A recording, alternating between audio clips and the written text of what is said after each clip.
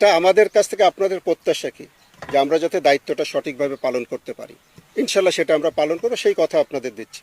সেই সক্ষমতা আমাদের আছে, ইনশাল্লাহ ওটা করব। কিভাবে করব, কোন সময় করব, let it remain with us, and that should.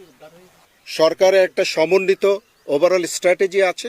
সেই স্ট্র্যাটেজির ভিতরে থেকে বাংলাদেশ সেনাবাহিনী তাদের প্রদত্ত দায়িত্ব সঠিকভাবে পালন করবে, এবং সেই পালন করতে যা যা প্রয়োজনীয় এই স্থানীয় এখানকার আমাদের কমান্ডারদের দরকার সেনা সদর থেকে, সেইগুলো সব সমন্বয় করতে আমি এখানে এসেছিলাম। সেগুলো সমন্বয় হয়েছে। আর এর সাথে আমাদের যাদের সহযোগিতা আমরা করছি, BGB, RAB, police, answer VDP, সবার সাথে আমাদের সমন্বয় রয়েছে এবং আমরা একসঙ্গে কাজ করছি। এবং অসামরিক প্রশাসনও এটার সাথে আমরা ওতপ্রোতভাবে একসাথে আমরা কাজ করছি। এটা কোনো আইসোলেটেড কোনো এফার্ট না, all is a concerted effort.